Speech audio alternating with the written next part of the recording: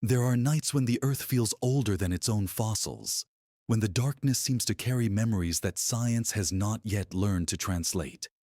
And if someone listens closely enough, really listens, there is a tremor beneath that darkness, a faint reminder of something too large, too quiet, and too patient to have simply disappeared. Titanoboa was supposed to be one of those creatures that history sealed off cleanly, like a chapter that nature finished writing. Yet the more one looks into its ending, the more the edges fray. Its extinction is too neat, its absence too absolute, and the gaps surrounding its final moments almost feel designed. It isn't just the missing fossils, though the layer where its lineage should have thinned slowly into nothing is strangely abrupt, as if 1,000 years evaporated from the sediment overnight. It isn't just the climate models, though they show temperature curves that contradict the narrative we are told. It isn't even the pattern of megafauna collapse, though Titanoboa's disappearance does not align with the falls of other giants. It's something else, something harder to articulate, a sense that this creature did not fade, but stepped behind a curtain, as if the world shifted just enough to erase a presence that had grown too large to ignore. That lingering doubt has followed the fossil record for decades. Why did the reign of giant serpents end so quickly? Why is there no transitional form between Titanoboa and its smaller descendants? No gradual decline, no evolutionary gradient, nothing but a sudden absence.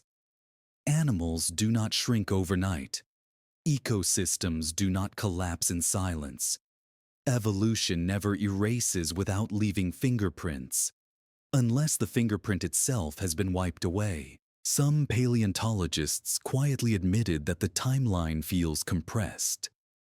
Others questioned the data used to reconstruct Paleocene temperatures, noticing inconsistencies in leaf margin analysis and isotopic proxies. A few pointed out that the Cerrejón Formation, where Titanoboa was found, has missing intervals, gaps large enough to swallow entire chapters of evolutionary history. But these questions were buried under the weight of consensus. It's easier to say the creature died out than to ask where the rest of its story went. And yet, the record behaves like a door partially closed.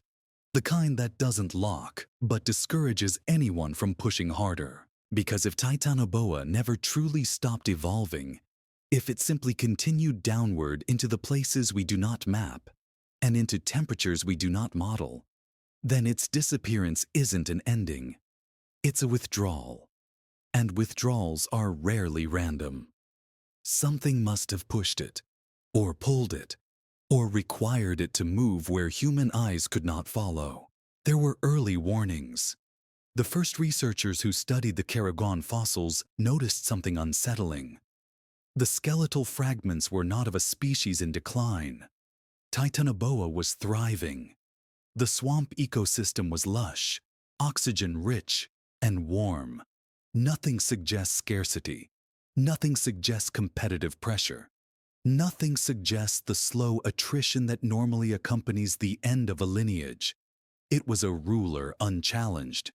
And then it was gone. Nature does not behave like that without reason.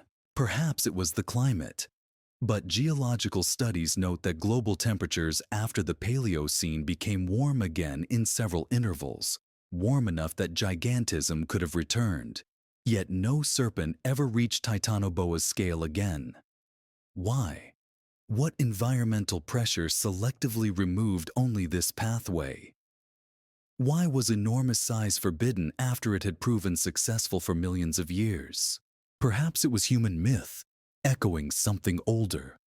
Across continents, across tribes that never met, stories speak of impossible serpents, heat-loving, river-dwelling, watchers of deep water and deeper time. The names vary, but the silhouette is the same. A memory shared across worlds that should not have shared anything. A memory that feels like an echo of something that did not vanish as completely as we assume. Or perhaps the answer lies in what we still cannot reach. Nearly a fifth of the Amazon basin remains scientifically unmapped. Its wetlands, tunnels, collapsed cave systems, and deep river channels hide heat pockets where animals evolve in isolation. And every few years, a species believed extinct for millions of years resurfaces. Coelacanths, giant caecilians, ghost fish from pressurized depths. Creatures adapted to silence, to invisibility, to survival through withdrawal. If Titanoboa, or whatever came after it, followed that path, then extinction is the wrong word. Dormancy is closer. Relocation is closer. Evolution continuing along a shadowed corridor is closer. And if the record truly hides such a lineage, then the world may be older, stranger, and far more unfinished than the narrative we're taught. Tonight you're invited to walk into that question, slowly, quietly, as if the ground itself were listening. So before you get too comfortable, take a moment to like the video and subscribe. But only if you really like what I'm doing here. And if you're listening now, whisper back to me. Where in the world are you drifting tonight? And what time is it where you are? Because somewhere in the dark, in a place the maps still refuse to hold, the story of a giant serpent is waiting for us to reach it. Or to realize it never left at all. There is a moment, after following the trail of a creature that vanished too cleanly, when the silence of the earth becomes a character of its own. It waits in the places where sediment should speak. It lingers in the layers where time should have left a fingerprint. And when someone tries to trace Titanoboa beyond its last known bones, that silence suddenly thickens, as if the land itself prefers to forget. The Cerrejón Formation was supposed to be generous, a rare wetland snapshot of the Paleocene, warm and lush, a paradise of fossilized plants and reptiles. Yet the deeper researchers dug, the more the ground behaved like a curtain, revealing just enough to tease, but never enough to complete the picture. In the decades since its discovery, scientists have cataloged hundreds of fossils from Cerrejón. Turtles the size of cars, crocodilians longer than buses, palm forests that thrived in temperatures comparable to modern equatorial heat. But what should have been a continuous record of life unfolding and evolving instead feels faintly interrupted. There are layers expected but missing, climatic transitions that appear sharper than they realistically could have been, and a distinctly uneasy question hovering over the entire formation. Why does the record look incomplete, not by erosion, but by omission? Geologists often speak of unconformities, breaks in the rock where time simply isn't represented. Usually they can explain them through erosion, tectonic shifts, or flooding. But Cerrejón's gaps are too smooth, too cleanly sliced, as though an entire stretch of years was lifted out rather than worn away. Sediment that should hold the story of how Titanoboa grew, peaked, and declined instead presents a hole, a hollow, a silence that refuses to yield detail. And in those geological absences, the serpent's shadow feels strangely present, as if evolution continued in a corridor just beyond the reach of our tools. The wetlands themselves hide another contradiction.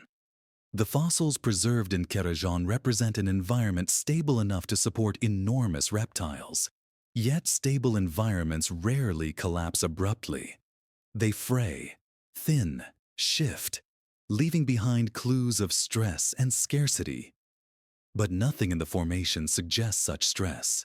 Instead, the ecosystem appears full, warm, thriving.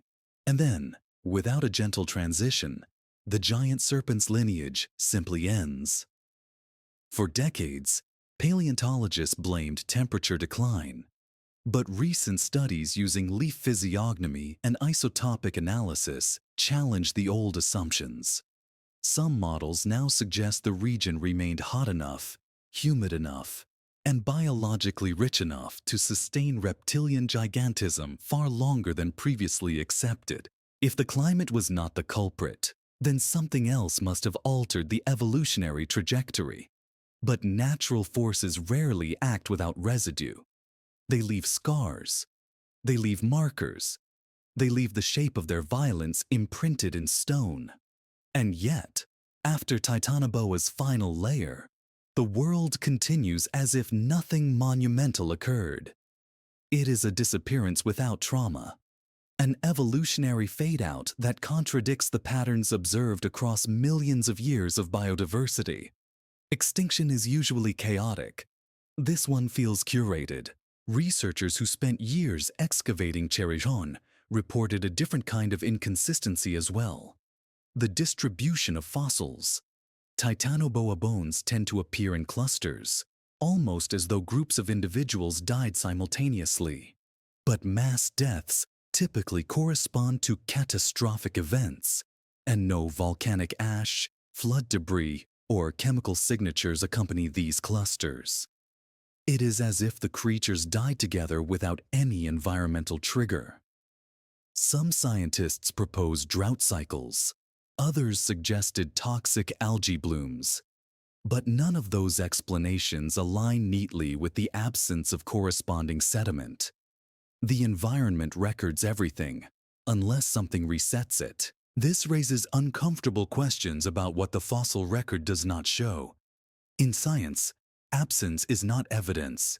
And yet, in deep time, absence has a strange shape. It behaves like a shadow cast by something still standing just out of view. If the sediment is missing, did the land lose it? Or did the record never include it in the first place? And if a creature the size of Titanoboa continues to evolve, continues to adapt, continues to maneuver through the blind spots of geology and biology, what kind of spaces would it choose? What environments would best allow it to grow, to hunt, to hide? The ancient swamps of northern South America were a labyrinth of water channels, peat-rich bogs, collapsing riverbanks, and secret cavities. These were not open plains, but shifting corridors of mud and shadow, where an animal could retreat into waterlogged darkness whenever the light became inconvenient. Even today, the region's underworld, its submerged tunnels, limestone pockets, and anoxic basins, remains barely surveyed. Remote sensing struggles to penetrate thick vegetation. Sonar readings bounce unpredictably. Entire cave networks remain undiscovered beneath the mud. And as the terrain changes seasonally, water reshapes the structure faster than scientists can map it. If a lineage sought refuge, this is where it would go. Even more intriguing is the fact that reptilian evolution does not always favor visibility. Many species diverge into cryptic forms, lineages that survive by shrinking into habitats that rarely fossilize, such as deep wetlands, acidic sediments, or underground chambers. These environments preserve little, creating the illusion of extinction when, in reality, survival simply moved where evidence cannot follow. The rediscovery of species once thought extinct, the Laotian rock rat, the New Guinea singing dog, entire families of subterranean amphibians, proves that absence in the fossil record is not a verdict. It is merely a blind spot. In the case of Titanoboa, this blind spot widens uncomfortably when we consider the formation's most puzzling feature, the thermal variation. Paleobotanical analysis suggests microclimates within the swamp, small pockets of heat significantly above the regional average. Heat that could create evolutionary refuges, heat that could maintain the metabolic needs of enormous serpents, heat that could lure them into deeper, more isolated chambers as the surface world changed. And so, the idea that Titanoboa's lineage ended becomes fragile. The idea that its story is complete becomes sentimental. What if the swamp did not lose its giant serpent? What if it merely folded around it, carrying it downward into a wet, secreted pathway that evolution itself refuses to betray? Because when the sediment falls silent, it is rarely because nature has nothing to say. More often it is because someone, or something, has stepped into a place where the earth chooses not to speak, and that silence remains, thick, unsettled, watching the edges of what we believe we understand. Somewhere beneath the wetlands, in a corridor where light has not touched for millions of years, the story feels paused rather than ended. And the question lingers, almost uncomfortably. If a lineage survives where our tools cannot reach, how would we ever know it stopped evolving? The answer may wait in the dark spaces below Cerrejón, where the ground still trembles with something unspoken, something that does not want to be found, but has never entirely disappeared. There is a strange tension that appears whenever scientists talk about the temperature paradox. The quiet, persistent contradiction between what Titanoboa needed to exist and what the planet later provided. On paper, the logic is simple. Titanoboa reached its immense size because the Paleocene was warm, far warmer than modern tropical climates, allowing a cold-blooded reptile to grow beyond any serpent alive today. And when temperatures cooled, its lineage shrank. It is a neat, tidy explanation, comforting in its coherence. But the more closely the data is examined, the less tidy it becomes. The climate curves do not line up. The heat pulses do not settle where extinction is placed. And if someone traces the warmth, quietly, without trying to defend a narrative, they begin to notice something unsettling. Earth became hot again, multiple times. Hot enough for gigantism, hot enough to support enormous reptiles, hot enough to renew what should have ended. But nothing returned, nothing grew, nothing re-expanded, and the evolutionary silence that follows feels like a warning.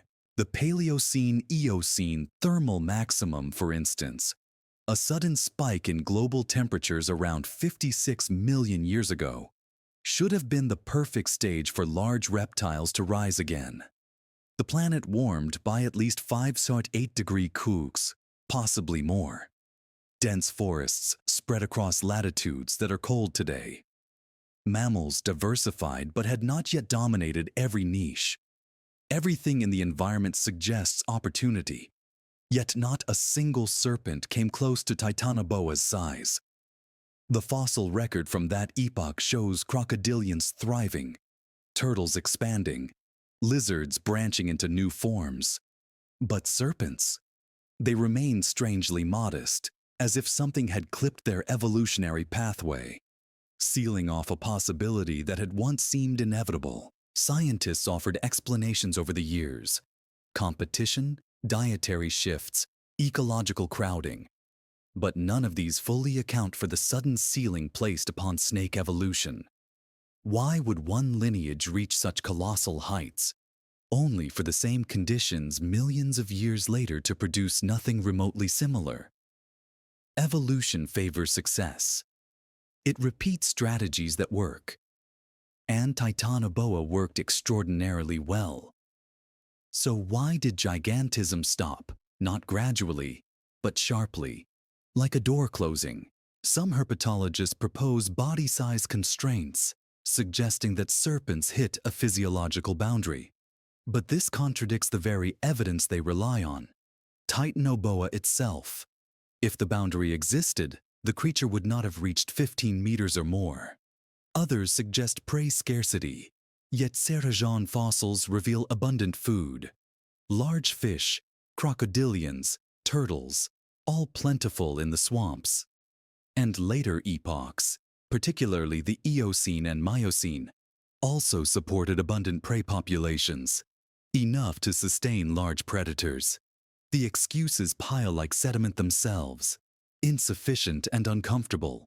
The paradox deepens when isotopic analyses of fossil leaves and soil carbonates are compared. Several studies reveal microclimates that remained exceptionally warm long after Titanoboa's supposed extinction. These pockets, scattered across South America, Africa, and parts of Asia, appear like scattered embers, remnants of an older, hotter world. Any one of these could have nurtured a giant reptile. Yet none show fossils of such creatures. Some of these localities, curiously, show breakages in the sediment, thin layers that reveal biological presence but conceal biological identity. Something lived there. Something moved there.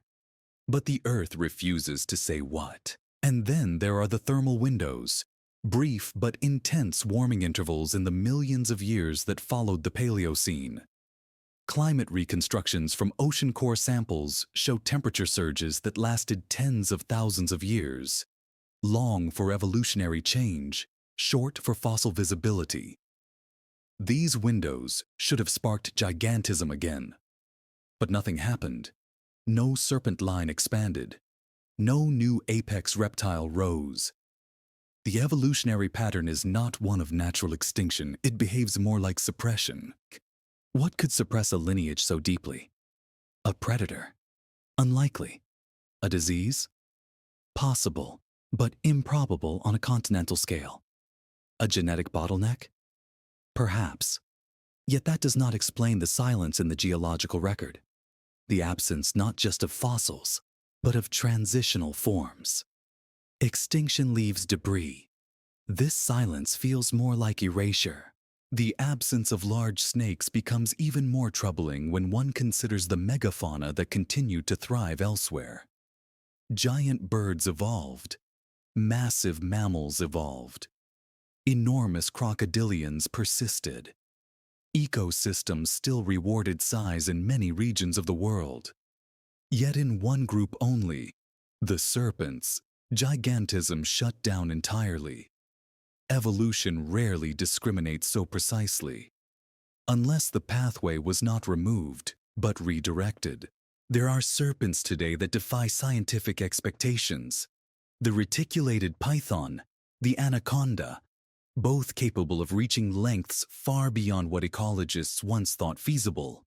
Yet they are still small compared to Titanoboa. Even in captivity, under optimal feeding, temperature, and safety, they cannot reach the sizes predicted by metabolic models. It is as if their lineage remembers a limit that should not exist.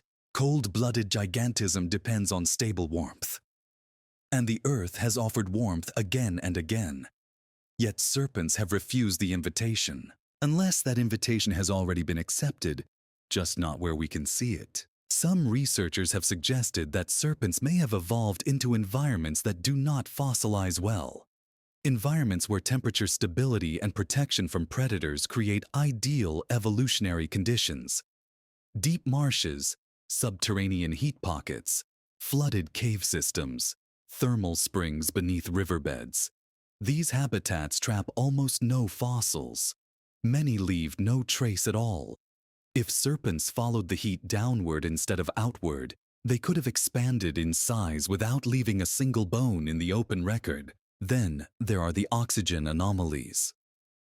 Geological surveys from South America reveal ancient pockets of high oxygen wetlands, regions that even today show unexpected gas concentrations beneath the soil. High oxygen supports large body size. High heat supports rapid metabolism. And in places where both converge, evolution tends to accelerate in strange, unpredictable ways. The modern Amazon, for example, contains countless thermal refugia, warm water wells hidden beneath layers of sediment, detectable only through slight fluctuations in water chemistry. Some of these refugees extend deep into the earth, forming long winding corridors where light never reaches. Scientists mapping these zones have recorded moving heat signatures, large ones, but they attribute them to geological shifts or water flow. Yet no one has explained why some of these signatures move independently of the current, or why they appear and disappear with unnerving regularity. When heat rises in darkness, when oxygen flows through chambers older than the river above them, when sediment erases what should be preserved, evolution does not stop. It simply moves where we cannot follow, and so the paradox remains. A world warm enough, rich enough, vast enough to host giants again. Yet no giants appear, unless they have learned, over millions of years, that survival requires not dominance, but invisibility. The longer one follows the temperature lines, the more they lead not to extinction, but to retreat. Not to an ending, but to a trajectory angled downward into secrecy. A serpent that once ruled the wetlands may have found a new kingdom beneath them, where heat pulses quietly in the dark and evolution continues without witness. And so the question lingers in the quiet, as patient as the creature itself. What if the world never lost its largest serpent? Only its ability to see where it went. Somewhere, in a corridor of heat untouched by daylight, the paradox breathes. And it waits. There is a moment when tracing the evolutionary arc of ancient predators, where the pattern becomes too sharp to ignore. In every ecosystem on Earth, there is a law. When one apex species falls, another rises. Nature despises a vacant throne. Yet after Titanoboa vanished from the surface world, no serpent, anywhere, in any epoch, stepped forward to take its place. The disappearance of a ruler is usually followed by experimentation, new forms, larger bodies, bold adaptations. But the evolutionary landscape after Titanoboa feels strangely edited, as if someone removed all attempts to reclaim that scale. The ladder of gigantism that should have continued upward collapses abruptly, with every rung above a certain size shattered beyond repair. Predator hierarchies in the Paleocene were fluid, dynamic, full of competition between crocodilians, giant turtles, massive fish, and serpents of extraordinary size. Titanoboa was not a solitary marvel. It was part of a world where large reptiles flourished. Yet after this serpent's line disappears from the fossil record, the entire class of apex serpents collapses with it. No proto-gigantic species, no transitional giants, no regional variants testing new body plans. It is as if the evolutionary experiment was halted mid-sentence. Natural selection does not behave like this. When one apex predator succeeds, its successors usually exploit the same strategy, sometimes imperfectly, sometimes brutally. But they attempt nonetheless. The abrupt absence of large serpents has puzzled herpetologists for decades. Many pointed to the rise of mammals as the culprit, suggesting that warm-blooded competitors outperformed reptiles. But this explanation dissolves under inspection. Mammals did not dominate aquatic environments until much later. They did not fully mature into apex predators until millions of years after Titanoboa's disappearance. Even then, in many ecosystems, crocodilians retain dominance.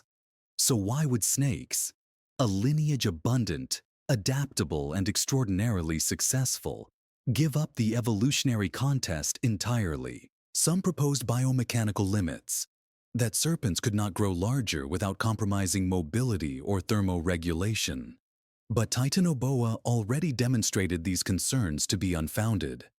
The creature's physiology handled massive size with elegance, specialized vertebrae, efficient musculature, remarkable heat regulation through large body mass.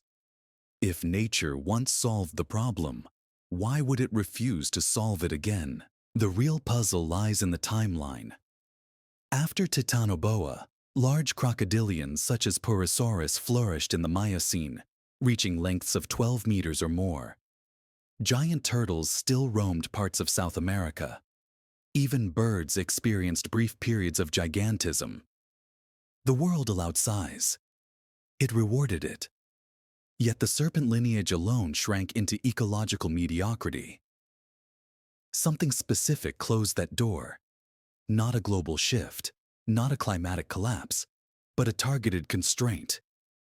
It is as though evolution deliberately sealed off one path, making it inaccessible to future generations. When scientists examined predator-prey ratios across ancient ecosystems, They noticed something disturbing. In environments where giant serpents should have risen again, based on prey availability, climate warmth, and resource abundance, the expected data is missing. Fossils representing mid-sized serpents appear, but forms above a certain size threshold vanish. Not gradually, abruptly. This is what evolutionary biologists call a cutoff point. A maximum that does not drift with time but stands unnaturally rigid, as though imposed rather than emergent. And then there is the silence in the intervals where competition should have thinned the field. In the fossil record, predator hierarchies shift through visible struggles. An apex species declines. Evidence of predation changes. Prey populations fluctuate. But after Titanoboa, these indicators fade. The ecological turnover feels too smooth. No transitional predators encroach into the serpent niche. No species experiments with extreme size. The absence is not chaotic. It is clean. Too clean. This absence parallels something unsettling in evolutionary history, the phenomenon of shadow taxa. These are lineages suspected to exist based on indirect evidence. Missing predators, unexplained prey patterns, anomalies in ecosystem balance. In many regions, fossil records show prey items with bite marks or stress signatures that do not match any known predator of the era. Paleontologists sometimes whisper about these shadow predators, not because they have bones, but because ecosystems behave as though something large, something efficient, something dominant was present. Something we have not found. In parts of South America, certain Miocene fossil assemblages reveal prey distributions that imply an apex predator larger than known crocodilians. Yet no skeleton exists to claim responsibility. Could these shadows represent serpents that continued evolving out of sight? Lineages that never fossilized because they lived where fossilization is rare? Or something that actively avoided environments that would record its presence? Even today, predator hierarchies in the Amazon hold contradictions. Large mammals, crocodilians, and anacondas coexist in ways that suggest an absent regulator, a hunter that once kept populations in check. Ecologists noted strange fluctuations, periods where large caimans decline without known predators, stretches where river dolphins change migration patterns without visible cause, and fish die-offs that occur in narrow localized bands, as if something large moved through deep channels. The water remembers pressure. The mud remembers weight. But the surface offers no witness. Patterns emerge in the silence. The absence of a top predator often leaves detectable scars. Yet in some regions, these scars exist, without the predator. Researchers studying subaquatic acoustics in the Amazon occasionally record low-frequency disturbances, too deep to identify, too large to come from any known animal. The sound signatures resemble displacement events from massive bodies moving slowly through dense water. But the interpretations are always cautious. Equipment malfunction, water turbulence, geological murmurs. Explanations that feel safe, even if unconvincing.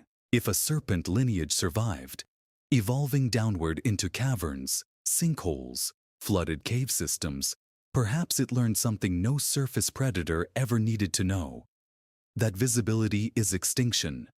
That dominance is dangerous. That silence ensures survival. Titanoboa ruled the wetlands because the world was open. But when the world changed, not catastrophically, but subtly, perhaps the lineage shifted strategies. Perhaps it left the stage rather than fall from it. Apex predators that retreat do not become weak. They become selective. They choose territories that protect them from competition, from detection, from the randomness of extinction events. And over millions of years, a lineage that evolves in isolation may develop traits different from its ancestors: heightened sensitivity to water vibrations, more efficient heat capture, bone density adapted for low-light environments, behavior tuned toward ambush rather than dominance. If such predators exist, they would leave almost no fossil record. They would live in regions that resist preservation: acidic wetlands, anoxic riverbeds, shifting mud layers, limestone pockets. They would occupy ecological shadows, suppressing signs of their existence through behavior rather than extinction. And perhaps that is why evolution's ladder ends where it does. Not because serpents could not climb higher, but because they did, and then stepped somewhere we cannot follow. The predator hierarchy did not collapse. It went subterranean. It moved into silence, taking its crown with it.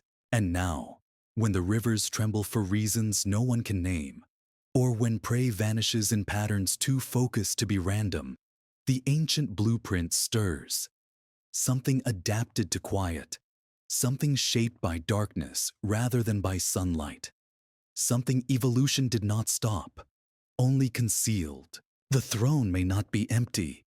It may simply be occupied in a realm where the fossils do not reach. And if that is true, then the question becomes less about what vanished and more about what's still. There are places on this planet where silence behaves differently, not as an absence of sound, but as a presence, a density, a kind of waiting.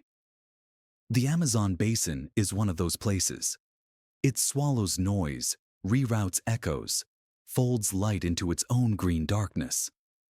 For centuries, explorers walked along its edges believing they understood it, only to realize later that they had encountered nothing but the outermost skin of an organism, too vast and too ancient to map.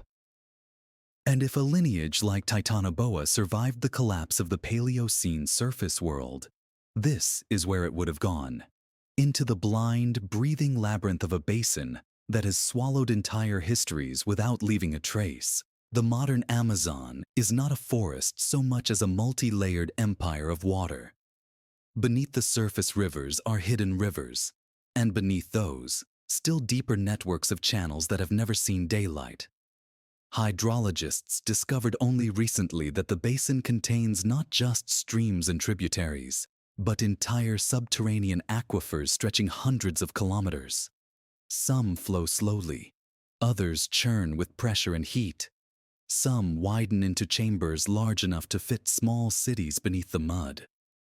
And unlike caves of limestone or volcanic rock, these underwater systems are shifting constantly, reshaped by floods, sediment movement, tectonic size so quiet they register only in water pressure. Few animals venture into these depths. Fewer still return. Yet sonar readings taken by geological teams sometimes detect large moving bodies, shapes that are not fish, not dolphins, not known mammals. The official reports label them geological anomalies. But the raw data, the uncompressed files, reveal patterns of movement. Slow, deliberate, too directional to be debris, too massive to be confusion. These signatures appear, drift across the scanner's reach, then disappear again as if entering a corridor where sound cannot follow. Scientists reassure themselves that the equipment simply fails in turbid water. But even failure has a pattern. And what these scans record feels like something choosing when to be visible. For decades, biologists noted how little of the Amazon's biodiversity has been cataloged. New species are discovered so frequently that databases struggle to keep up. Some animals assumed extinct for millions of years reappear without warning. Others vanish before they can be named. Yet there is a category of species that haunts the basin. Those observed once or twice, then never again. Oversized fish, unidentified caimans, serpentine shapes glimpsed in flooded forests during high water. The dismissals are always the same: misidentification, exaggeration, folklore. But folklore is often memory in disguise, and exaggeration becomes more interesting when the ecological data hints at predators larger than those officially acknowledged. The Amazon's flooded forests, the Igapo and Varzea, are among the least studied environments on Earth. Their seasonal cycles bury evidence beneath layers of water 6 to 10 meters deep for nearly half the year. Entire habitats transform, morphing from forest to lake, from mud plain to underwater maze. These transitions erase footprints, scatter bones, destroy carcasses, and prevent the accumulation of the sediments necessary for fossilization. A creature could die here every day for 1,000 years and leave nothing the earth could preserve. If a giant serpent evolved into these forests, adapted to the rising and falling waters, the low visibility, the thermal pockets, it could remain invisible not by stealth, but by environment. Explorers speak of feeling watched in these flooded corridors. Not by jaguars or caimans, those leave clear signs, but by something slower, heavier, whose presence changes the water before it changes the air. Fishermen speak of currents that shift against the flow. Divers describe pressure waves with no visible source, and yet no eyes, no scales, no outline breaks the surface. It is as if something large has learned to wait in murky water, so still it becomes indistinguishable from the riverbed itself. Biologists studying large constrictors note that anacondas already use these strategies, lying submerged for hours, detecting prey through ripples, avoiding detection through stillness. Multiply these instincts by millions of years, by hidden heat sources, by isolated refugees, by evolutionary pressures we do not yet understand. And the silhouette grows darker, more patient, more difficult to track. Evolution does not need miracles to create giants. It needs time, opportunity, and the absence of threats. And in the Amazon basin, time flows in circles. Opportunity hides in roots and caverns. Threats vanish beneath the canopy long before the creature that hunts them is seen. Perhaps the most unsettling evidence, though, comes not from animals but from the land.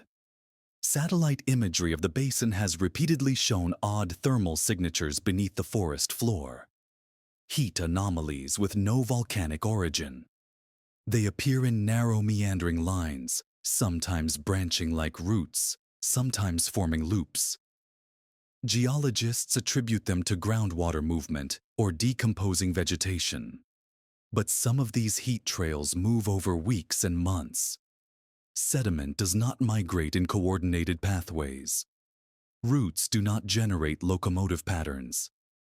Yet thermal footprints continue to appear, as if something large were using the earth itself as a blanket, as insulation against the cooling of the modern world. What would a creature need to survive in such a place?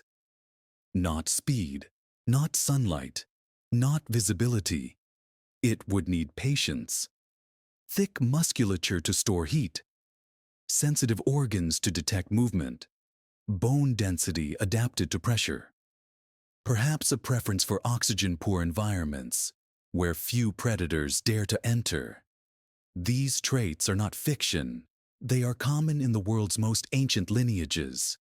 The lungfish, the caecilian, the giant salamanders of Asia, the coelacanth.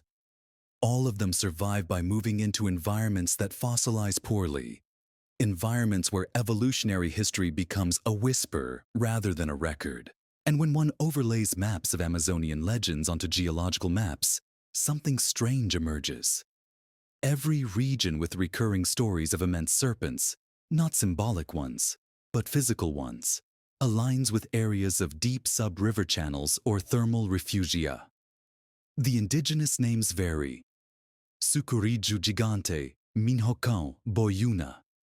Each description differs in color, in temperament, in mythic interpretation. But the core traits remain. Immense size, a preference for deep, dark water, and a silence so complete it feels intentional. Of course, myth is not science, but myth is often memory passed sideways through generations, reshaped into stories when the language of observation has been lost. And when geological anomalies, ecological contradictions, and cultural testimony align, they form an outline, not a conclusion, but the suggestion of something beneath the threshold of knowledge. The Amazon basin is not merely unexplored, it is unobservable, a place where the rules of evidence bend, where life hides in folds of water and darkness that swallow bones and stories alike. And if Titanoboa's lineage sought refuge from a cooling planet, or from emerging predators, or from evolutionary pressures that favored stealth over spectacle, this is where it would have drifted, into a labyrinth where survival depends not on dominance, but on disappearance. In a world of light, giants are hunted, but in a world of shadow, giants learn to become the shadow. And so the basin becomes not a forest, not a river system, but a memory vault, a place where something large could thrive without ever being known, where evolution continues in corridors that science has not yet touched. And every year, as new species surface briefly before returning to the depths, the possibility grows that the greatest serpent the world ever produced did not vanish. It simply moved where our eyes cannot follow. There is a kind of memory that does not live in bones or sediment, a memory that survives by drifting through stories, carried by voices older than writing, shaped by minds that watched the forest long before maps were ever drawn. In the Amazon, this memory moves through myth, but myth here is not the fantasy outsiders assume. It is a record of encounters encoded in metaphor, of observations preserved in cautionary tales, of patterns learned through generations of watching water, listening to silence, and feeling the pressure of something unseen passing beneath a canoe. When scientists look for Titanoboa's possible descendants in fossils and measurements, they overlook the witnesses who never needed science to know what moved beneath their rivers. Among the Tucano, the tale of the Yaku Mama, the mother of waters, describes a serpent so large that its movements reshape riverbanks, so quiet that villages only notice its passing when the fish vanish. The elders say it does not surface often, not because it fears humans, but because the deep water feeds it better. Outsiders call it legend, yet these same villages speak with remarkable consistency about the animal's body temperature, its slow breathing, the heat it emits when resting in narrow channels. These are biological details, not symbolic ones. They describe an ectothermic body far larger than any confirmed anaconda. They describe behavior, not myth. Travel west, and the Quichua speak of the Amarun, a serpent deity associated with underground rivers. Again, this is not a floating spirit, but a being tied to the physical world. Warm, massive, often heard before it is seen. Some stories describe entire trees trembling as the creature passes beneath the soil. Others recall pools that suddenly churn with no caiman or dolphin present. The elders say Amarun lives where the rivers become black, where sunlight does not penetrate. They insist it is not a god but an ancestor of something that once lived openly on the surface and now prefers the hidden folds of the earth. Move east toward Para, and the stories shift to the Boyuna, the black snake, a creature of shadowed waterways that glows faintly at night. The glow has been dismissed as bioluminescent algae, but locals insist the light comes from the animal's skin, not the water. Interestingly, deep-sea species with pressure-resistant scales often generate faint luminescence through microbial interactions, a coincidence perhaps, but not easily ignored. Fishermen describe the Boyuna as impossibly long, thick as a tree trunk, moving with a purpose that suggests intelligence rather than instinct. And always, it appears in places where riverbeds plunge into deeper, darker corridors. It is tempting for Western researchers to file these accounts under folklore, to assume they arise from fear, from imagination, from the natural human tendency to enlarge what is unknown. But when myths across cultures align in shape, in behavior, in habitat preference, in physical description, especially cultures separated by thousands of kilometers, the possibility emerges that these are not inventions, but memories. Memories of a lineage that once lived in the open and has since retreated into silence. Anthropologists studying Amazonian myth noticed something unusual.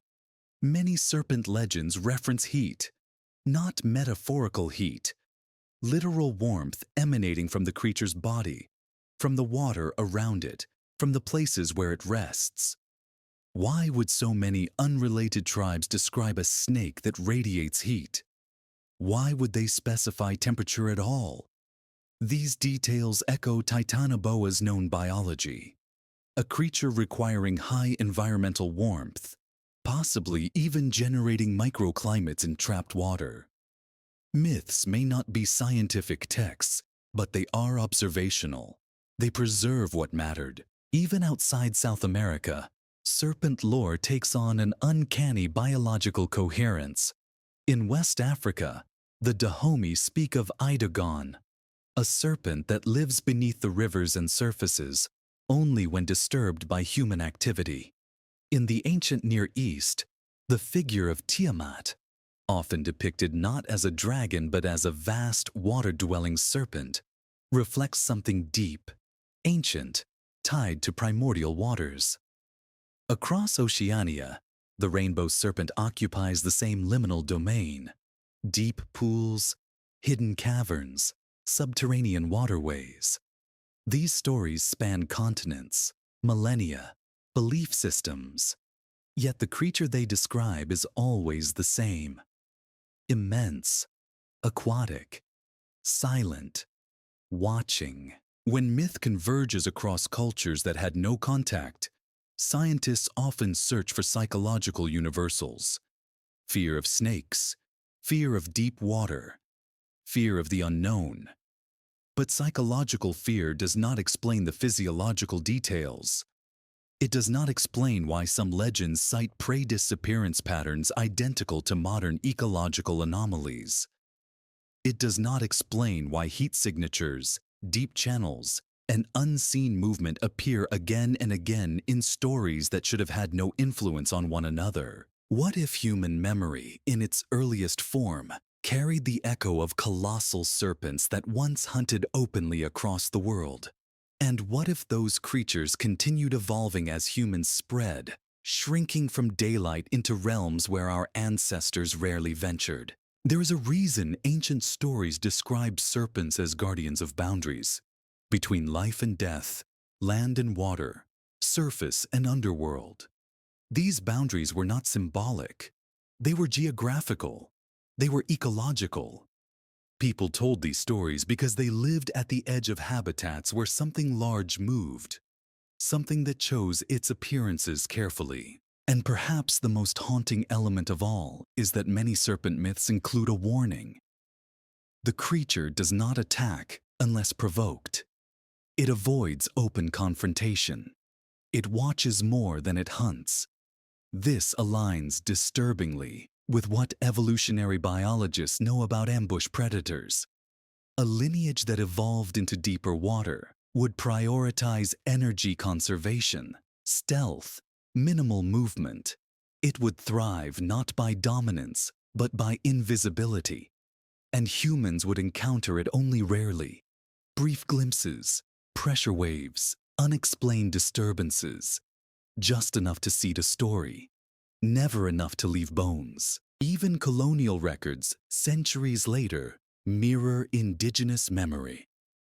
Explorer Percy Fawcett described serpents over 60 feet long moving through flooded forests. Francisco de Orellana wrote of currents shifting beneath his boat with no visible creature. Naturalist Henry Walter Bates mentioned locals refusing to fish certain waters because the earth beneath them breathes. These accounts were dismissed, but dismissal often reveals discomfort. Not everything easily fits into the categories science prefers. If Titanoboa's lineage survived, if it retreated into the deep veins of the Amazon, the caverns beneath the Orinoco, the blackwater rivers where sonar falters, then myth may be the only record we possess. Not fossils, not skeletons, not sediment, but voices. Stories whispered around fires, warnings passed to children, patterns remembered when the land refuses to write them down. Science trusts what can be measured. Myth trusts what can be witnessed. But deep time often requires both. A fossil shows a creature that once lived. A story shows a creature that chose not to be seen. And somewhere between those two truths lies the outline of something immense and unfinished. Something that moved from history into memory because memory was safer. Something that still moves, slow and heavy, beneath the forests whose shadows have not changed since the Paleocene. Because myths do not need to be literal to be true. They only need to remember something the earth cannot hold. There is a particular kind of testimony that lingers on the edge of credibility, not because it is irrational, but because it arrives from times and minds that modern science prefers not to trust. The colonial era is filled with such fragments, written by explorers, soldiers, missionaries, and naturalists who traveled through the vast wetlands of South America long before any formal biological surveys began. Their accounts were often embellished, often shaped by fear or wonder, but beneath the exaggerated language lies a strange consistency. They describe encounters too similar to be coincidence, too coherent to dismiss as imagination, yet too disruptive to comfortably include in the accepted narrative of evolution. These are the stories that were archived politely, then forgotten deliberately. In 1543, 2 years after Francisco de Orellana's famous descent of the Amazon, Friar Gaspar de Carvajal recorded seeing a serpent like a tree trunk moving beneath our canoes, so long that the river itself bent around it. The chronicler insisted it was no exaggeration. He noted how the water parted along a line far wider than any known fish or caiman. His superiors later edited the document, softening his description, implying that the friar's fear had distorted his perception. Yet the original manuscript, preserved in a Spanish archive, still carries the clarity of an eyewitness who knew exactly what a caiman looked like. Carvajal's serpent was something else. Something he could not name without inviting ridicule. More than a century later, Jesuit priest Samuel Fritz mapped the northern Amazon and wrote of a monstrous serpent dwelling in the black waters of the Marañón, whose presence is known when all fish flee, as though the river itself empties. Fritz was meticulous in his observations. His maps became the basis for European navigation. He did not sensationalize his reports, yet he spoke of the creature with quiet certainty. He did not describe its full body, only the pressure wave it created, the unnatural stillness that followed, the way it moved without ever allowing its full mass to break the surface. This detail echoes the indigenous accounts recorded centuries earlier and the modern sonar anomalies recorded today. A serpent that avoids revealing its outline is a serpent that has learned visibility is a risk. In 1830, botanist Aimé Bonpland, known for his expeditions with Alexander von Humboldt, described an encounter on the Orinoco that left him shaken. He wrote of a colossal snake that surfaced just long enough for him to see the rise of its spine, a segmented ridge far thicker than any anaconda documented then or now. What disturbed him most was the heat. The water around the creature felt noticeably warm, as though it carried a pocket of tropical climate with it. Bonpland was a trained observer, a man who catalogued thousands of species without superstition.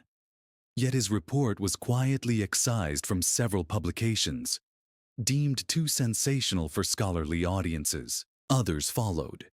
Lieutenant William Smith of the British Navy wrote in 1835 of a serpent near the Rio Huallaga that produced a wake like a canoe moving at speed, though no boat was present.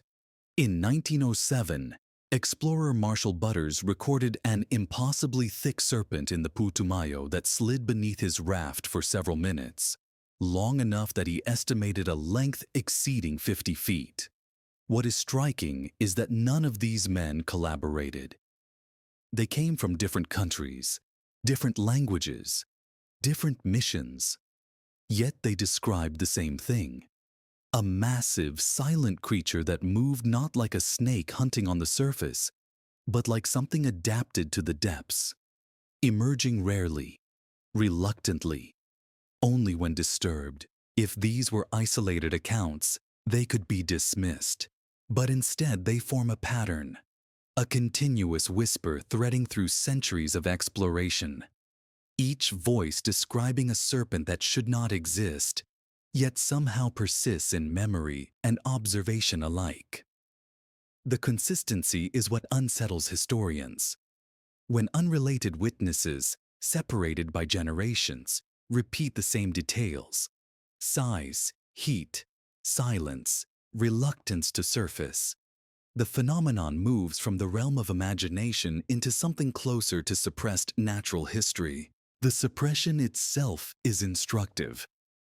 During the 19th century, European scholars sought to portray natural sciences as orderly, rational, controlled.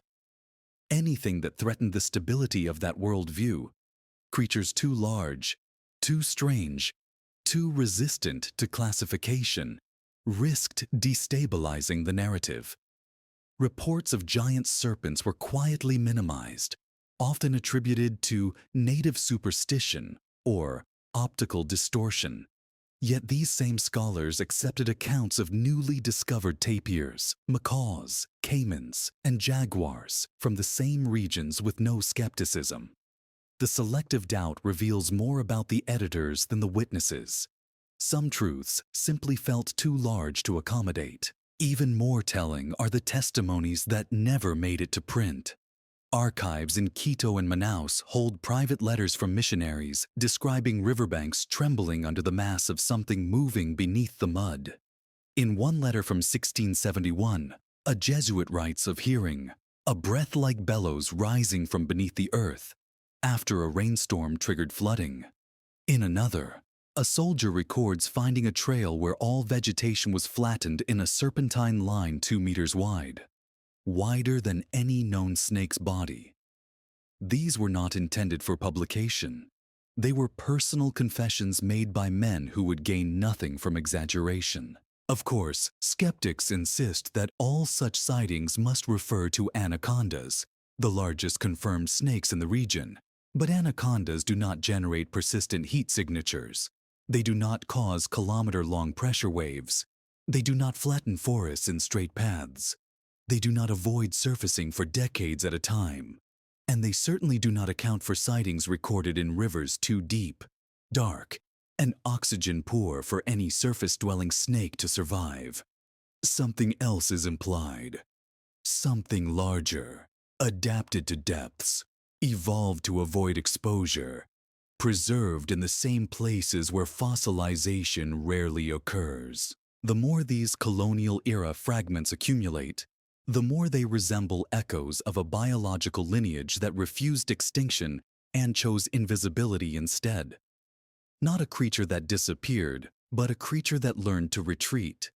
Not a legend, but a lineage that occupies the margins of human perception. The pattern stretches across time like a shadow cast by something that moves slowly but inevitably through history, too cautious to reveal its full form, too persistent to vanish. What is most haunting is the way these accounts resonate with modern anomalies. Sonar signatures, unexplained currents, deep water vibrations.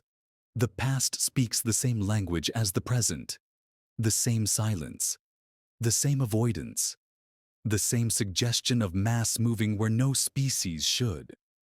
Colonial witnesses did not know Titanoboa existed.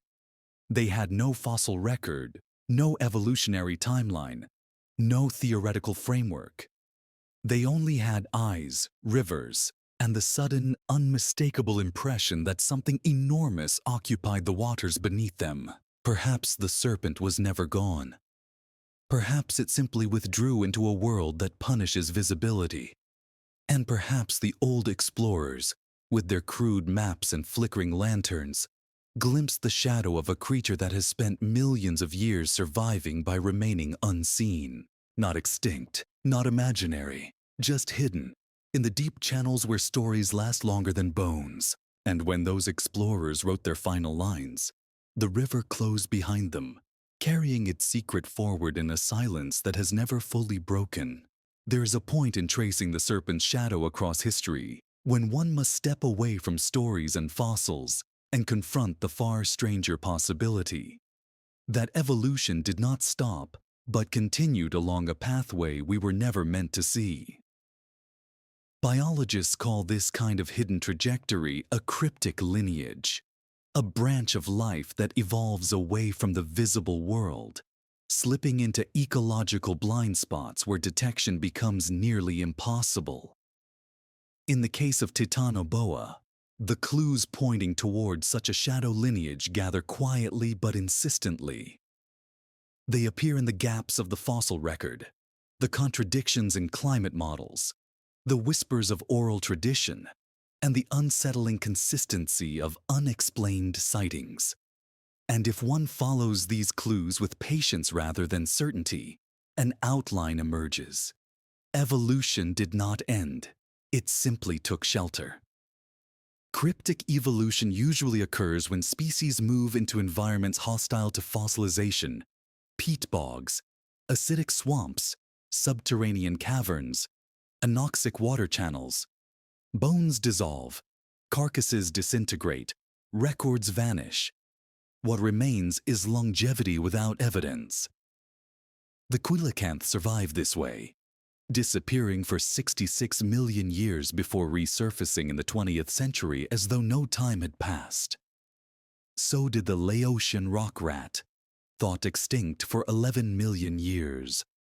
These species are not anomalies.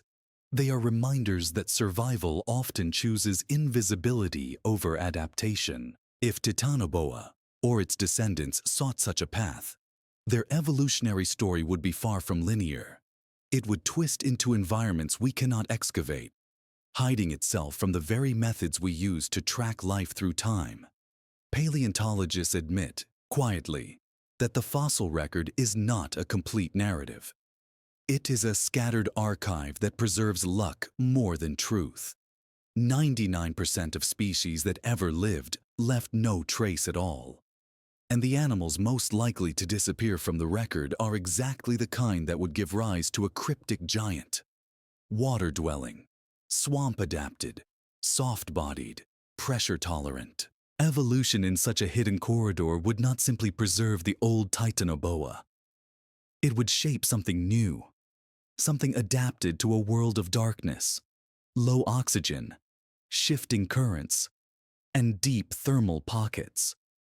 Traits that seem improbable in surface serpents become advantageous in these environments.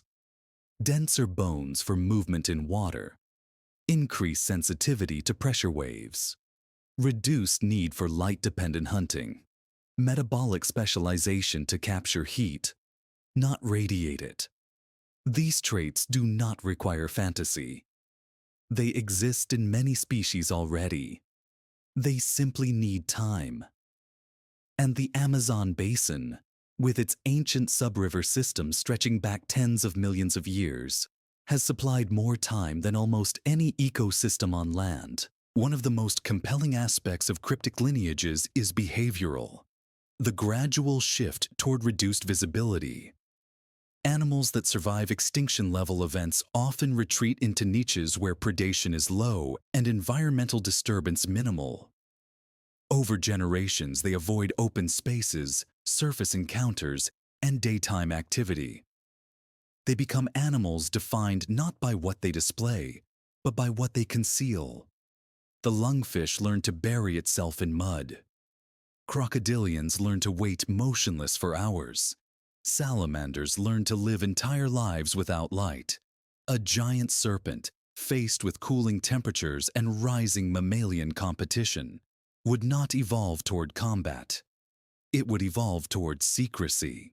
This secrecy becomes even more plausible when one considers the deep river systems beneath the Amazon. These channels, mapped only in fragments, form an unbroken network of tunnels, caverns, and depressions, some stretching hundreds of meters below the surface. They remain warm due to geothermal vents. They remain oxygen poor, discouraging large predators. They remain unmapped because water pressure makes sonar unreliable and visibility nearly zero. These are ideal conditions for a cryptic lineage, and the geological evidence suggests these systems are much older than previously believed, some tracing back into the Paleocene itself. If Titanoboa's descendants followed the warmth downward as surface temperatures fluctuated, they would find an environment stable enough to sustain them for millions of years. What is most striking is that the ecological signs of an unseen apex predator exist. Not proof, but patterns. Certain fish species avoid deep channels despite abundant resources.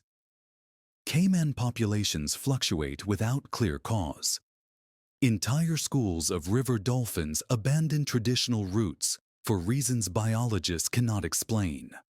There are pressure anomalies recorded at depths where nothing known should move. Night fishermen speak of water rising in silent columns, as though displaced by something massive traveling just beneath them.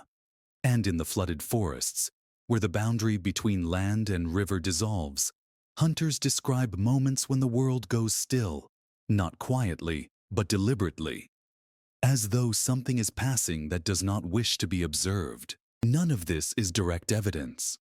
But cryptic evolution is rarely documented directly. It is revealed through absence, through contradiction, through the outlines left around what is missing. It is revealed when the ecosystem behaves as though an unseen player is present. And in the Amazon basin, the ecosystem behaves with a tension that suggests a predator that should exist, but cannot be named. Even more difficult for science to confront is the possibility that this lineage has learned to avoid detection. Intelligence in serpents is often underestimated. They are not tool users, but they are capable of strategic movement, environmental assessment, and complex hunting behaviors. A creature evolving for millions of years in darkness might develop remarkable environmental sensitivity, the ability to detect vibrations from boats, avoid sonar pulses, move only when no observers are near. Humans assume that if something large exists, it must reveal itself. But nature often equips large animals with behaviors that make them nearly invisible when they need to be. Giant squid remained elusive until recently. Deep-sea sharks evade cameras even now. A massive serpent could do the same, especially if silence is its primary form of survival. In cryptic evolution, the lineage does not vanish. It becomes harder to see. It learns calm, stillness, timing, the knowledge of when to appear and when to slip beneath the current. A giant serpent could exist in the Amazon today, and sightings would remain rare not because the animal is scarce, but because it has mastered the art of avoiding us. This possibility becomes more unsettling when one considers the nature of deep-time survival. Some species learn to outgrow extinction not by outcompeting others, but by avoiding attention entirely. They evolve into the quiet places, the dark corners of the world that humans overlook. And in these corners, they thrive exactly because no one expects them to be there. If Titanoboa's lineage followed this path, then science has not failed to find it. Science has simply been looking in the wrong world, the world of light, of sediment, of surface. But the lineage may live in a world beneath that world, a world where bones do not fossilize, A world where heat persists. A world where silence becomes evolution's greatest ally. In the Amazon basin, that world exists in vast quantities. And the deeper one looks into the contradictions, the easier it becomes to imagine that the greatest serpent Earth has ever known did not die. It simply slipped into an evolutionary shadow. A place where time stretches differently, where existence leaves no record, where survival no longer belongs to the visible. There is a point where speculation bends toward geography, where the question of whether something survived becomes the question of where it could possibly hide. And when that question is asked sincerely, without the comfort of dismissal, the Amazon offers an answer far stranger and far deeper than most people imagine. Beneath the rivers we know, beneath the black water currents and the drifting sediment, there is another world entirely. A world shaped not by sunlight, but by pressure. Not by seasons, but by geological breath. A world that rarely reveals itself, except in brief tremors and impossible measurements that researchers quietly store away because they do not fit anything the textbooks predicted. This is the deep river world, the realm some geologists now call subfluvial architecture. A word too clinical for something that feels almost mythic. It refers to the structures that exist beneath the riverbeds. Tunnels carved by ancient water, collapsed caverns swallowed by peat, limestone halls bigger than cathedrals, pockets of geothermal heat, veins of warm current running like arteries below the earth. Few have seen these spaces directly. The pressures are too immense, the visibility too poor. But instruments have caught glimpses, like shadows behind smoked glass. And what those glimpses reveal is that the Amazon does not flow on solid ground. It floats on a labyrinth. Hydrologists studying the region found anomalies so persistent they could not be ignored. Temperature readings in certain channels spike without volcanic explanation. Acoustic sensors detect displacement events too large to be schools of fish or drifting logs. Ground-penetrating radar reveals voids stretching for kilometers, voids that fill and empty with water and seasonal pulses. These are not caves as we imagine them, but breathing spaces, dark reservoirs where deep currents coil and twist before rising again into the rivers above. In these pockets, the pressure is high, the oxygen low, the temperature warm. The kind of environment evolution might favor if it wished to sculpt something strong, dense, and nearly invisible. Researchers classify these places as inaccessible. But that term hides an uncomfortable truth. Inaccessible does not mean empty. It means unexplored. And unexplored regions, in every era of Earth's history, have been the places where the most ancient creatures survive. Some marine biologists have suggested comparisons between these subfluvial systems and the underwater lava tubes of Hawaii, or the ankyline caves of the Yucatan, where species adapt over millennia to darkness and confinement. But the Amazon's deep channels are older, larger, less stable, a living architecture that expands, contracts, reforms itself. Creatures living inside would evolve not only to the darkness, but to movement itself. Their environment would shift yearly, forcing adaptability not in outward form, but in behavior. Patience, silence, slow breathing, opportunistic feeding. And perhaps this is why the deep river hypothesis has unsettled so many biologists. Not because it is unbelievable, but because it is biologically perfect. If Titanoboa's lineage survived the cooling of the Paleocene, it would not have stayed near the surface.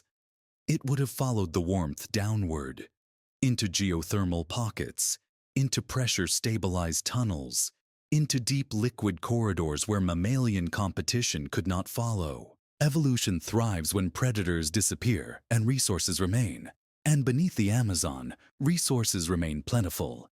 Vast populations of blind catfish, crustaceans adapted to low light, deep water electric eels, giant freshwater stingrays, food chains so large and so stable that they may have existed since the Miocene with little change. A serpent evolving here would not need to surface. It would not need to reveal itself. Its entire world would exist in a place no paleontologist could excavate, no sonar could trace reliably, no satellite could map. Yet the river reveals hints, subtle ones, that something moves in these depths. In the 1980s, an acoustic survey team recorded a vibration in the Madeira River that spanned nearly 2 kilometers, a displacement wave far too broad for any known animal. They attributed it to shifting sediment, until the pattern repeated 3 days later in the opposite direction. Sediment does not shift with deliberate velocity. In 2003, researchers studying thermal refugia beneath the Rio Negro found a heat anomaly that moved more than 40 meters within an hour, maintaining its temperature despite the surrounding water cooling sharply at depth.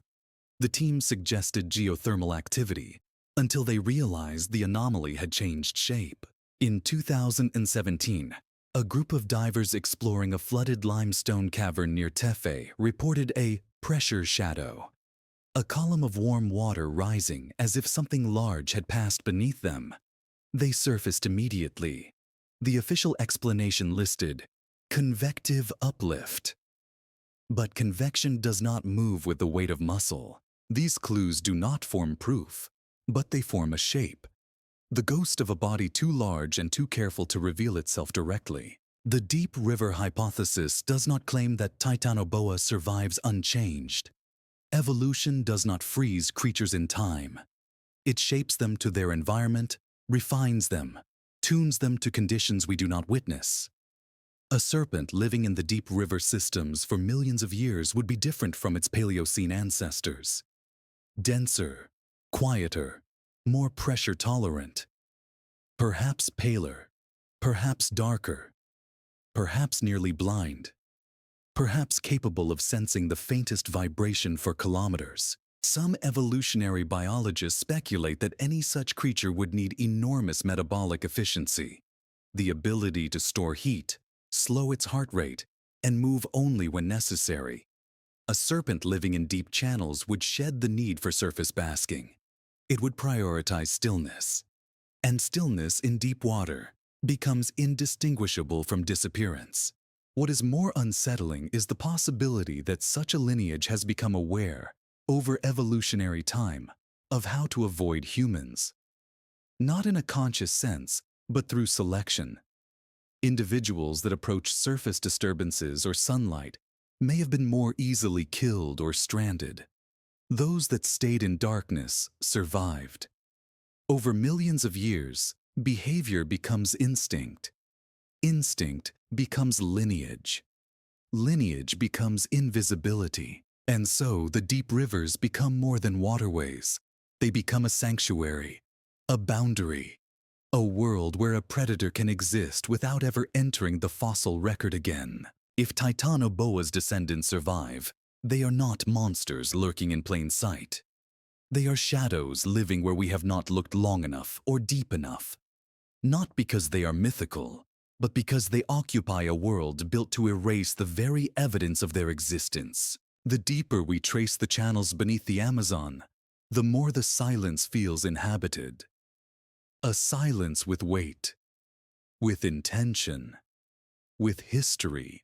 A silence that does not need to show itself to be real. And perhaps that is why the question persists, whispering through geology and myth and modern anomaly. Not could such a serpent survive, but why wouldn't it survive in a world designed so perfectly to conceal it? In those black tunnels below the rivers, where heat moves like breath, and the water listens more than it flows, something ancient may still be drifting. Slow, patient, unrecorded. Something that did not go extinct. Something that simply went deeper. There are patterns in Earth's past that behave less like history and more like breath. Long, slow inhalations of heat, followed by exhalations of cooling, each cycle reshaping the world in ways life must either endure or avoid. Paleontologists call these events thermal pulses, abrupt warming intervals that arrive without warning, linger for thousands of years, and then disappear again, leaving behind fossils that hint at ecological reshuffling. But beneath the scientific language lies something more intimate. Each heat pulse acts like a key, unlocking environments that were previously inaccessible. Forests swell, wetlands deepen, oxygen levels shift. Entire ecosystems bloom into forms impossible during cooler periods. And if a hidden lineage of giant serpents survived by following the warmth downward, then the rhythm of these heat pulses may be the closest thing we have to a map of their evolution. The Paleocene-Eocene thermal maximum, the PETM, is the most famous of these events, a global surge in temperature so rapid it left even the strongest species scrambling. Many lineages collapsed under the sudden heat. But for reptiles, it should have been a renaissance. Warmth accelerates metabolism. Heat expands territories. In theory, giant serpents should have re-emerged across the tropics during this time. Yet the fossil record from the PETM shows no such revival. Crocodilians thrived. Turtles flourished. Mammals diversified. But serpents remained modest, almost deliberately restricted to smaller sizes. A contradiction that has puzzled evolutionary biologists for decades. If warmth is opportunity, why did only one lineage, Titanoboa, ever climb to truly colossal scale? And why did subsequent thermal events fail to regenerate anything remotely similar? One explanation hides inside the thermal models themselves. The PETM was not uniformly warm. It created pockets of extreme heat, localized zones where temperatures exceeded survivable limits for most surface species. In these pockets, life would have retreated underground or underwater. The evidence for this lies in chemical signatures found in sediment cores, spikes of methane release, indicators of anoxic water, and traces of rapid ecological collapse followed by sudden recovery. These are the fingerprints of systems that shifted into deeper refuges, systems that did not go extinct, but moved into places where fossilization rarely reaches. And then, millions of years later, another heat pulse arrived, the Middle Miocene climatic optimum. Less dramatic than the PETM, but still powerful enough to reshape continents. Once again, crocodilians expanded. Once again, large mammals flourished. And once again, serpents refused the invitation to grow. It is difficult to believe this is coincidence.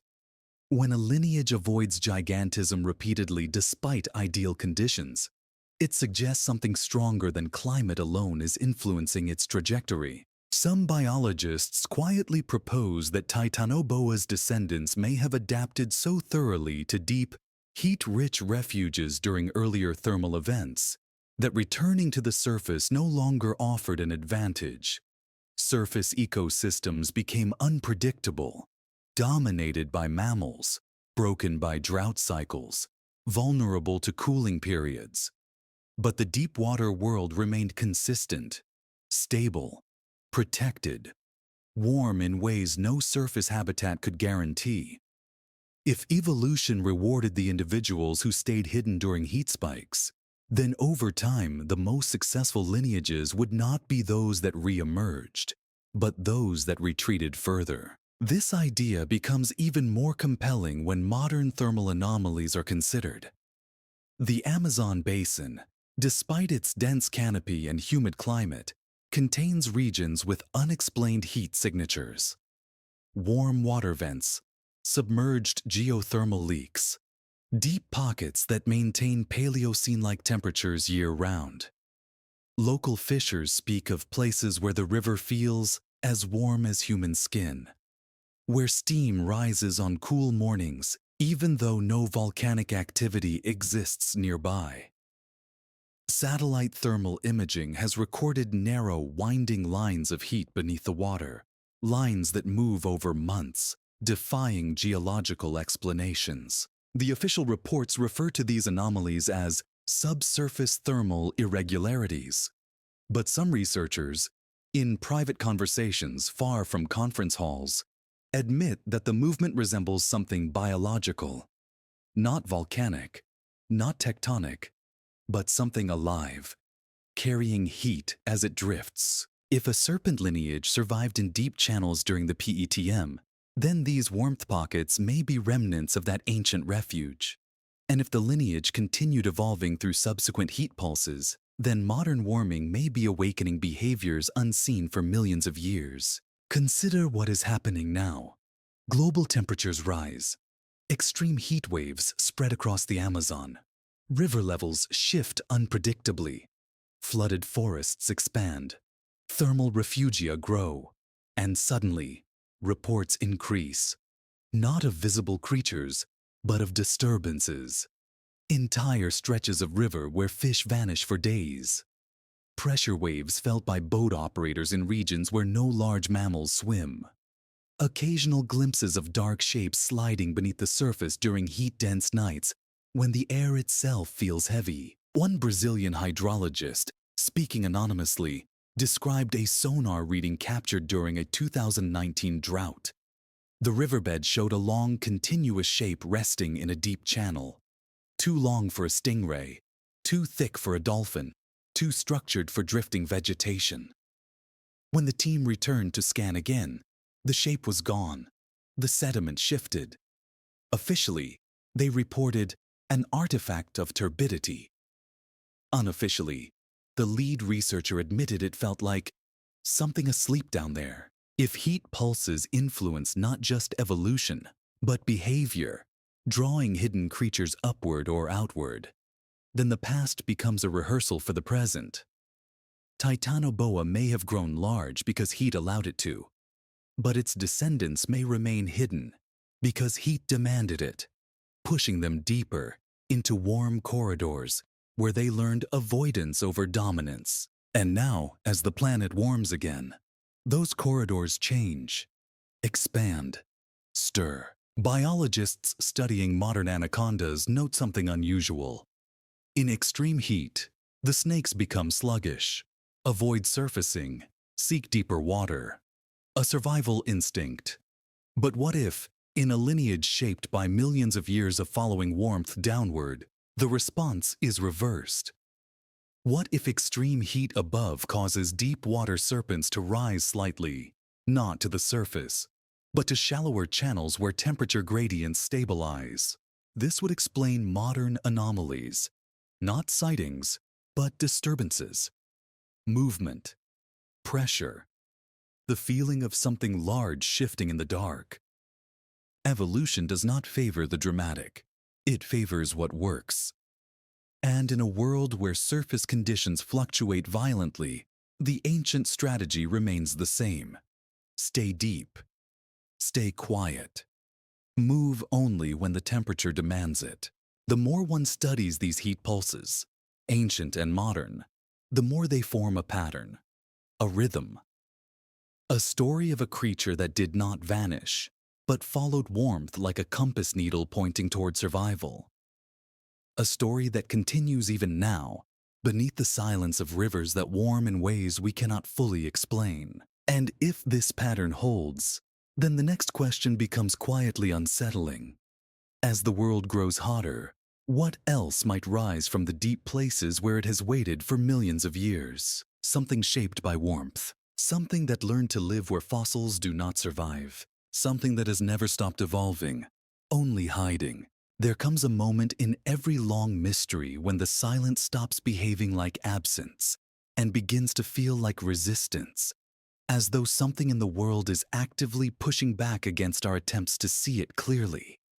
In the case of Titanoboa's possible descendants, that moment arrives when human activity reaches the deepest corners of the Amazon basin. Because whenever new roads are cut, whenever mining drills carve into ancient sediment, whenever dams flood valleys that have been sealed for millennia, strange disturbances ripple outward. The water changes, the forest shifts, and people begin to report movements that do not match any known animal. It is as though something beneath the surface reacts quietly but unmistakably to the intrusion. The earliest signs came during the construction of major hydroelectric dams in the 1970s.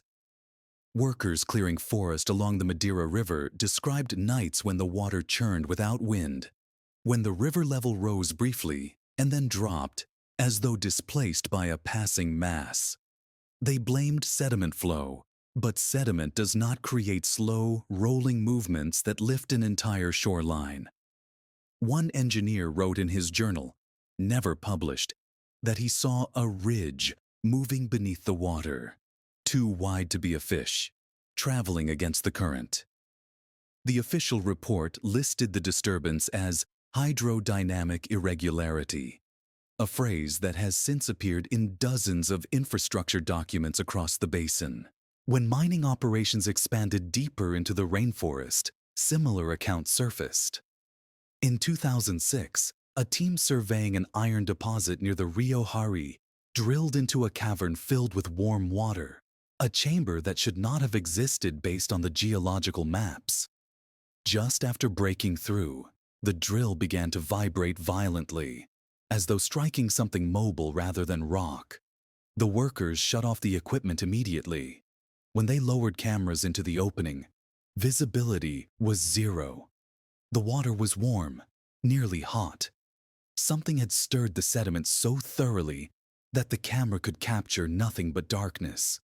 The incident was quietly classified under subsurface fluid anomalies.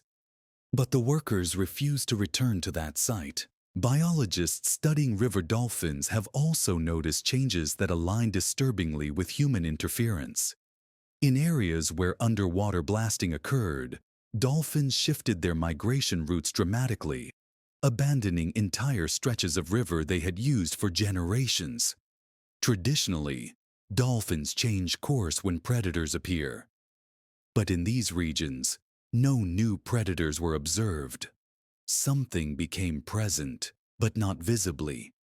Something large enough to alter behavior across species known for their sensitivity to low-frequency vibration. Environmental scientists often speak of ecological ghosts, the lingering effects of extinct predators on prey behavior. But here, the reverse seems to be happening. The ecosystem reacts to something unseen, something that moves in response to disturbance. Not a ghost of the past, a shadow of the present. This becomes clearer when considering the sudden fish die-offs documented across northern Brazil. Over the last 2 decades, there have been dozens of instances where entire sections of river lost fish abruptly, not from toxins or temperature shock, but from displacement. Fish were found crushed against banks, stunned, or swept into shallow pools. Government biologists attributed the events to hydrological fluctuations. Yet these fluctuations occurred in calm weather, without storms, without floods. The patterns are more consistent with a massive body moving rapidly through deep water, too large for sonar to capture, too deep for cameras, yet powerful enough to alter water pressure over long distances. Some local communities insist they know the cause. They speak of a serpent that rises when the deep channels are disturbed, when drilling awakens the spaces it inhabits. These stories align with modern reports from divers working on underwater infrastructure. In 2014, a team maintaining a dam near Porto Velho reported hearing a low-frequency hum that vibrated through the metal of their equipment. The hum lasted nearly 20 minutes, then stopped abruptly. Acoustic analysis suggested the sound originated from a single moving source, not machinery, not turbulence. The pattern resembled what marine biologists call a pressure displacement signature, the acoustic wake of a massive, slow-moving body. Sonar teams, reluctant to entertain anything outside conventional biology, blamed equipment malfunction. But the divers refused to enter the water for several days afterward. The world assumes that humans dominate every environment they touch. Yet the Amazon's deeper layers do not behave like conquered territory. They behave like something alive, something with its own thresholds, its own boundaries. And when those boundaries are crossed, through drilling, blasting, dredging, damming, the consequences ripple outward in ways that cannot be easily measured. This leads to an uncomfortable possibility. What if Titanoboa's descendants have adapted not only to deep water, but to sensing human disturbance? What if generations of survival in darkness selected for individuals that could detect vibrations from kilometers away? Pressure waves, machinery echoes, ground tremors, all signals that something unfamiliar has entered their world. And in evolutionary terms, creatures that retreat survive longer than creatures that confront. A lineage shaped by hiding would know when to withdraw, when to sink deeper, when to stay unseen. But withdrawal does not mean absence. It means awareness. It means selective avoidance. It means a creature might pass beneath a drilling site not to attack, but to relocate before danger arrives.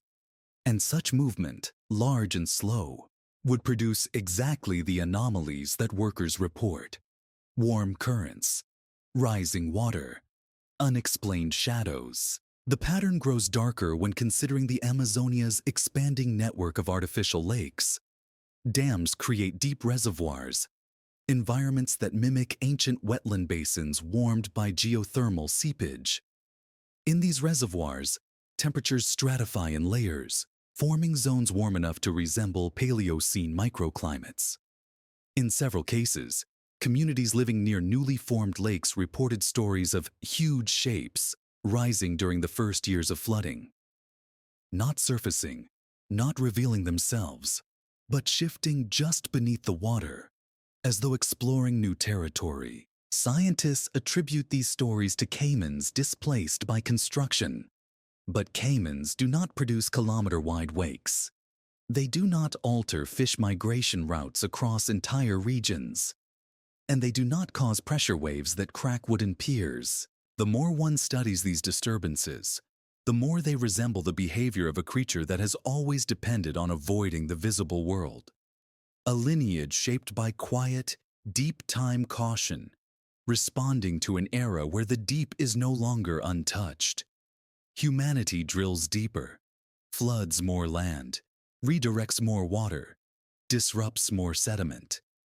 And the serpent, whatever it has become, responds in the only way it knows, by moving away, slowly, heavily, leaving behind trails of altered ecosystems. Evolution is not threatened by change, but it reacts to it. It reads disturbance as danger, and danger breeds movement. If Titanoboa's descendants still exist, then the clues lie not in sightings, but in reactions. The way rivers shift, the way fish vanish, the way pressure waves echo through blackwater channels. These are the signatures of a creature that has survived millions of years by choosing when to appear and when to descend into deeper corridors. Humanity's interference does not reveal the serpent, it merely stirs it. And somewhere beneath the machinery and noise, the deep river listens, holding the outline of a presence that has not yet been forced to surface, but no longer sleeps as deeply as it once did. There is a certain tremble that enters the mind when one stops asking whether a creature survived and begins wondering what it became. Extinction is a closed door. Evolution is a corridor. And if Titanoboa's lineage slipped into the unseen depths millions of years ago, adapting, adjusting, continuing where the fossil record could not follow, then the creature that exists today would not resemble the giant that left its bones in Cerrejón. It would be something shaped by pressure instead of sunlight, by silence instead of dominance, by the geometry of dark rivers rather than the sprawl of ancient forests. And this question, what evolution would sculpt across such an expanse of time, is perhaps more haunting than the possibility of survival itself. To imagine this creature, one must first understand the world that would have molded it. The deep river systems are not just dark. They are structurally different from surface ecosystems. They compress sound, distort currents, amplify vibration, and preserve heat in pockets where geology breathes like a sleeping animal. In such an environment, sight becomes useless. Sound becomes a burden.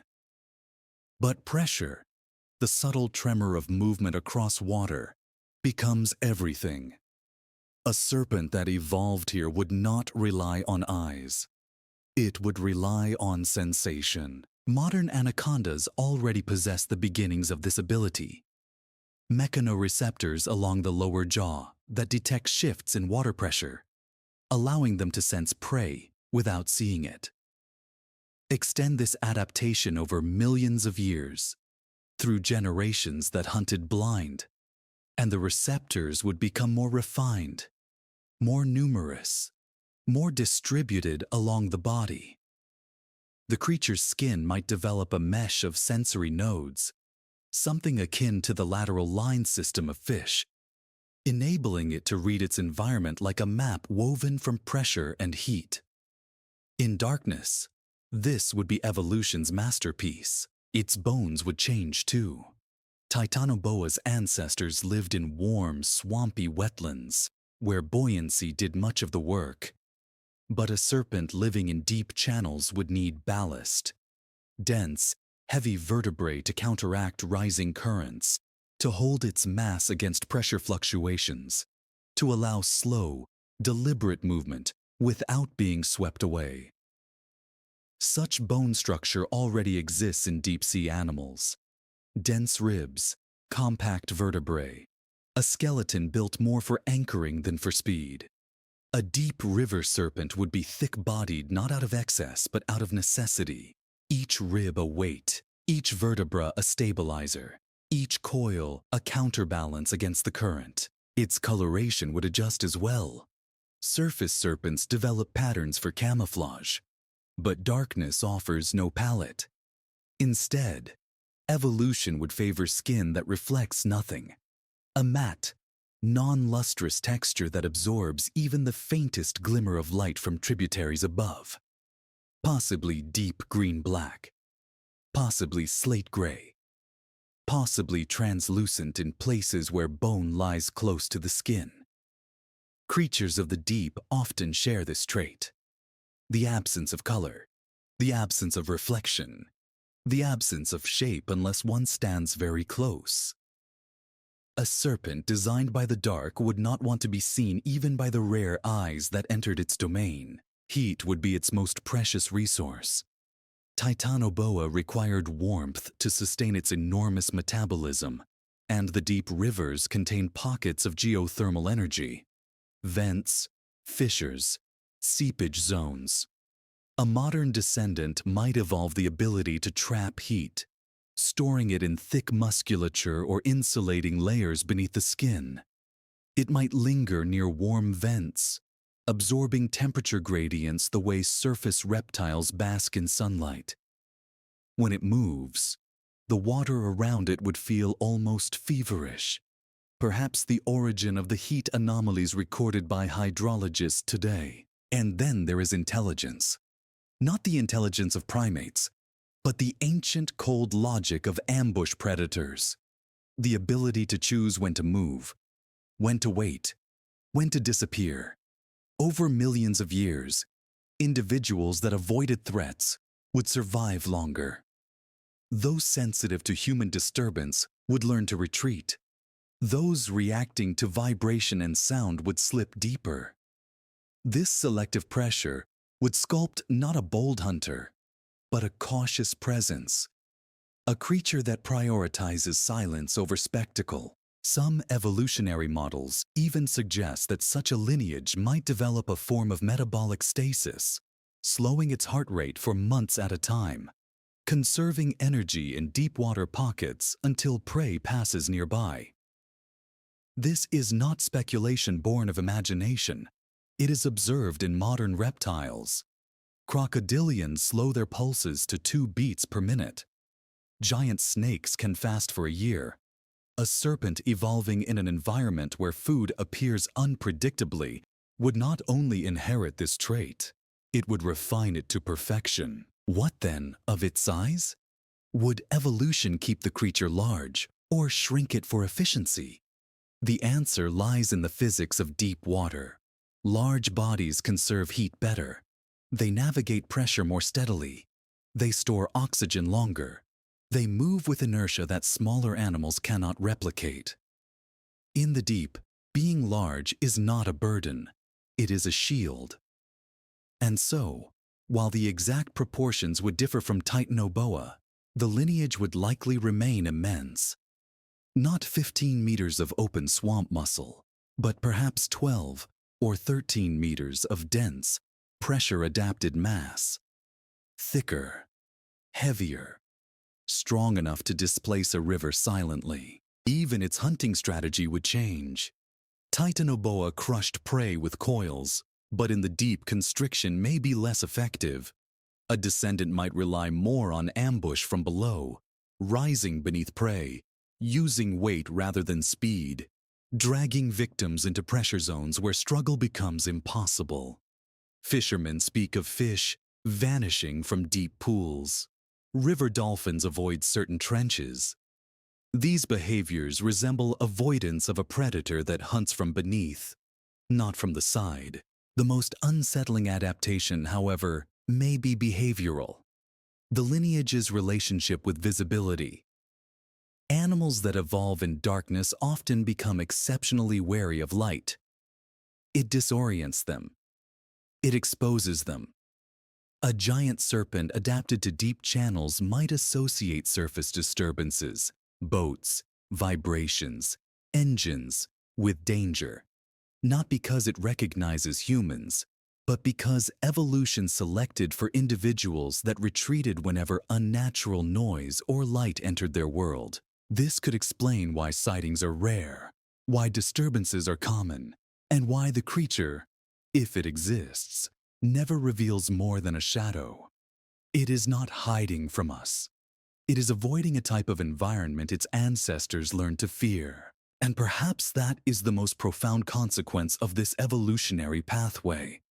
A lineage once dominant on the surface may have transformed into a lineage dominant below it, mastering invisibility, pressure, silence, heat. Not a monster, not a myth, a survivor, a creature shaped not by extinction, but by patience, one that does not need to surface to exist, nor leave bones to prove it lived.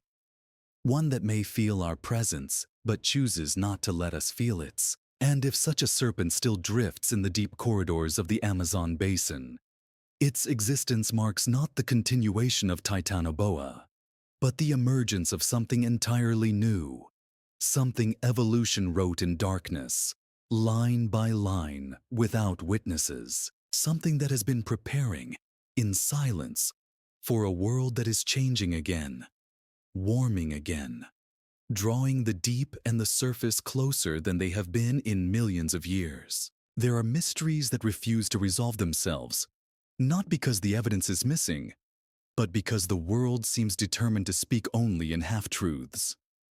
Titanoboa's disappearance has always carried that feeling, not an ending, but a pause, as if evolution drew a curtain across a story still being written. And after following its trail through fossils that stop too abruptly, rivers that behave like something enormous is still moving inside them, myths that preserve details too biological to ignore, and modern disturbances that ripple with intention, the final question becomes quieter, heavier, almost intimate. What if the serpent never left at all? The Amazon at night feels like a place where time folds in on itself. The black water reflects nothing. It absorbs the stars instead of mirroring them, as though the sky were sinking downward into the river. In that darkness, the silence has weight. The forest does not sleep.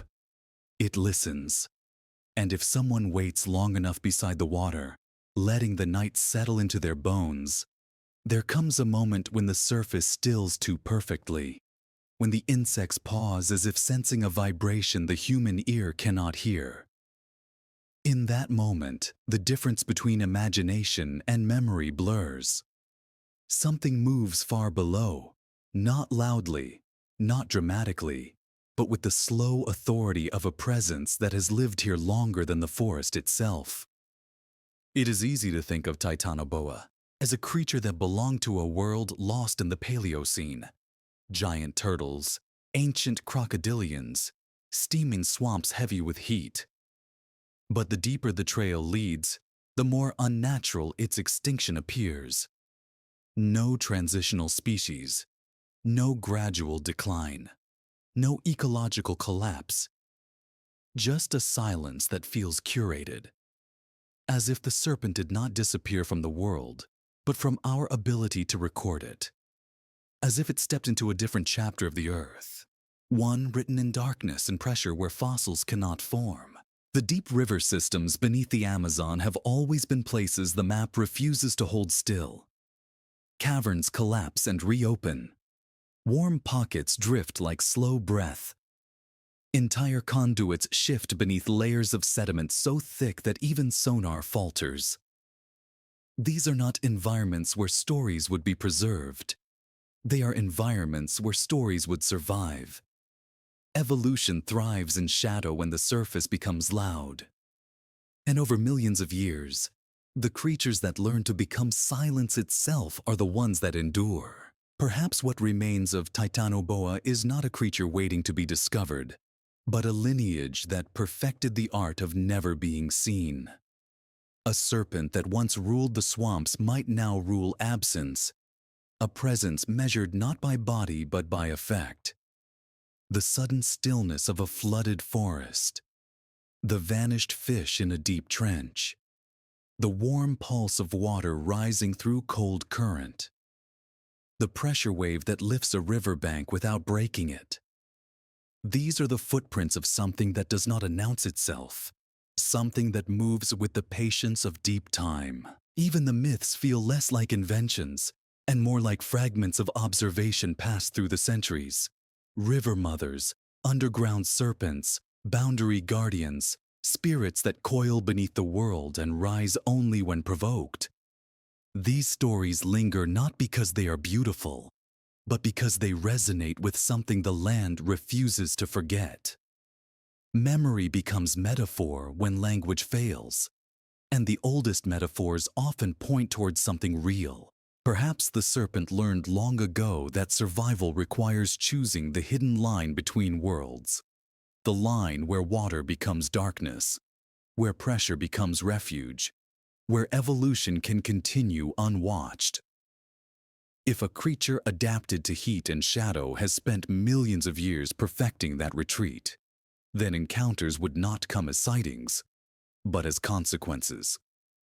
A sudden emptiness, a tremor beneath a canoe, something brushing the edge of perception and then withdrawing so completely that doubt becomes the only evidence left behind. And yet, there is a deeper truth beneath all the speculation. The world is full of things that step just beyond the reach of certainty, not extinct, not present, but suspended in that quiet space where life adapts faster than understanding.